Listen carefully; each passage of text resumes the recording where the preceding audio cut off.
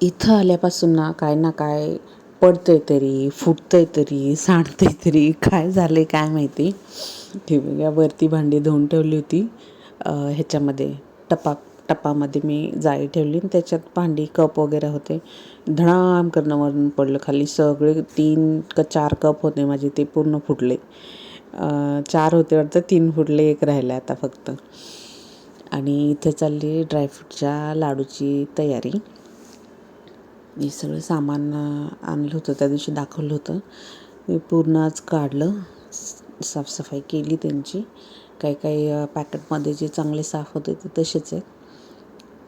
खसखसेही आणि भाजले सगळे तुपामध्ये चांगले भाजून घेतले. आता ही शेवट काय म्हणतात त्याला, किशमिश राहिली होती, ती पण तूप टाकून तळून घेतली. आणि त्यानंतर खोबरं भाजून घेतलं सगळ्यात शेवट.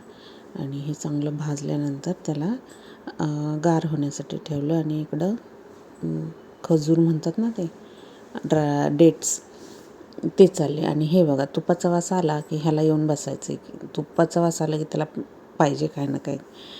आणि भावाने खूप दिवस झाले सांगितलेलं ड्रायफ्रूटचे लाडू बनव. गेल्या वेळेसचे बनवले ते इथंच संपले. त्याला पण जमलं नाही पावसामुळे यायला आणि आम्हाला पण जमलं नाही जायला. मग म्हटलं चला आता रक्षाबंधनला जर आला तर बनवून ठेवते, घेऊन जाईन तो. मग हे गार करायला ठेवलं होतं.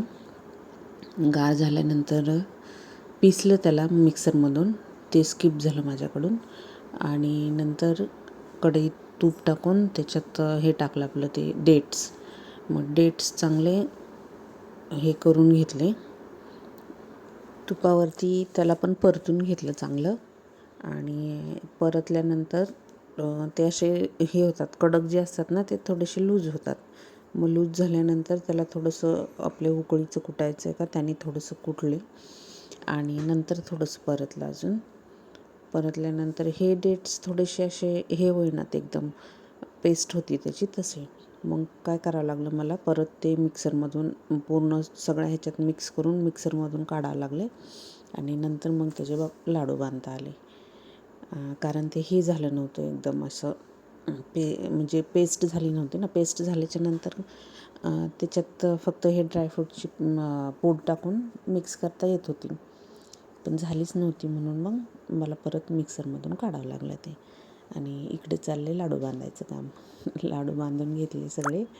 लाडू बांधून होतात का नाही तर तोपर्यंत पाऊस सुरू झाला. पावसाचं तर काय पुण्याचं आजकाल सांगताच येईना, कधी येतो आणि कधी जातो. म्हणजे ते असं झालं आहे त्याचं की रडायला आलं की रडतोय आणि परत थांबतोय. असं काम झालं आहे त्याचं. 2 मिनटं येतोय, थोडा वेळ सगळं ओलं करून जातोय की परत ऊन पडतं चांगलं कडक, आणि परत अजून पाऊस नंतर सुरू होतो. तर ह्याचं काही सांगताच येईना. मग आज काय गुरुवार होता, आज होता कढी आणि भाताचा प्रोग्राम. म्हटलं चला कढी भात करावा. मग कढी आणि भात केला. तर हा बघा, तिथं येऊन कढीला फोडणी दिली तर त्याला काय वाटलं काय माहिती आज त्याला की काय बनवतात ते. येऊन बसला होता. मग दादाला म्हणलं त्याला बिस्किट दे. आणि इकडे झाली होती कढी भात आणि पापड तळले होते 2-3. बस, तर आजचं हे जेवण होतं. तर चला या जेवायला. कसा वाटला ब्लॉग नक्की सांगा.